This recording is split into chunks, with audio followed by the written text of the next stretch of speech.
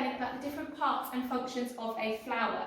And our LO today is to recognise the importance of the parts of a plant.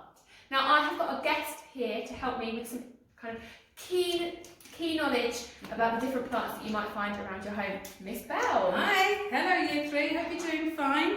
Now I love plants, this is why I'm here. Fantastic. So, what do plants need?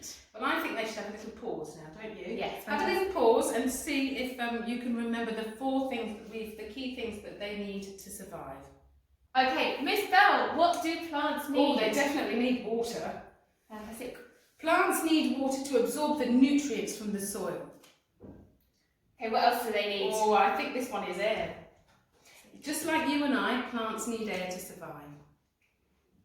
They also need light, whether that's from the sun or from an artificial light to help them kind of create their food. And we're going to talk a little bit more about Special name for that. Do you know that name? Because I don't want to get tongue-tied. Photosynthesis. And we're going to find out a little bit more about that next lesson. Oh, there's one more thing. What do you think, children? What do you think that could be under this one? Begins with an S. We've got soil. Now, soil is crucial. It's a base. It helps the roots. I'm going to go into this later. Okay, now we're going to talk about that later when you go through it. Okay, now we're going to very quickly recap the different parts of a plant. Now, on the worksheet that you have downloaded from the website, you should see a picture that looks like this. I'm going to start you off by saying, down here, this box here, are the roots. See if you can pause the video and answer the last three boxes. Fantastic. Okay, so we've got the roots, we have the leaves, the stem, and then we have the flower or the petals. Right, so we're going to go through I brought a plant in especially, can you see me, sorry.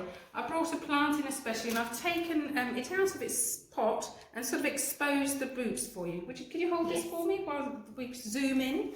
Now the roots hold the plant in the ground and keep it upright. They take the water and the food from the soil and they can also store food. Very, very clever. What are we going to look at next, Miss? Next we have the stems. Right, you've got a main stem, the stem up the middle. It's quite woody, and then you've got softer stems branching out. Now the stems are support for the leaves, the flowers and the fruit. And they act like a plumbing system, transporting water and nutrients from the soil. And stems, as I said, can either be hard or soft, woody or quite fleshy. Next, Miss? Next we've got the petals on the flowers. Oh, now these are really important. Now flowers help plants pollinate. This means that they can make other plants and they're coloured to attract bees and other insects that help them to make or to reproduce, to pollinate. Very important. Oh, what's the last one we've got, Miss? The leaves. Oh, I love the leaves. Now the leaves are like the food factory.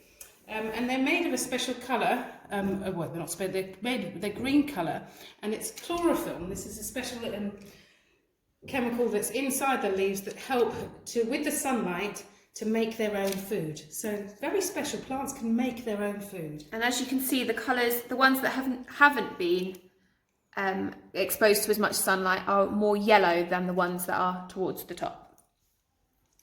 Fantastic. Right, so let's have a think. Do you think a plant can survive without a stem? Now, Miss Harden asked me this yesterday. I thought it was a bit of a silly question, but I went back home and thought about this. Now, I prune, that means I cut my plants. I cut them sometimes right down to the bottom at the end of the springtime, and they flourish again.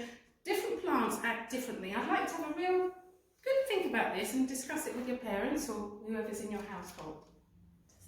And before you go, do you want my 4 key words for today? Do you like? Fantastic. So we've got nutrients, absorb, pollinate, and reproduce. If you're not sure what these words mean, we'd like you to have a look to see if you can find out the answers. Maybe you could ask a grown-up at home and see if they can kind of help you. I definitely use these 3 in my explanation. The word absorb, I've said take in. When when the roots can actually absorb the nutrients. It A bit like a sponge. Thank you. It's good. Fantastic. So hopefully you are able to answer the questions that you can found on the worksheet and on Education City. And then after you've done that, we've got a reflection shape. Miss Harden, I have gained the knowledge that. What have you learnt today? What new knowledge And could they have you gained? possibly use some of the key vocab? See if you can use these words in your reflection. And we look forward to seeing you soon. Take care. Bye.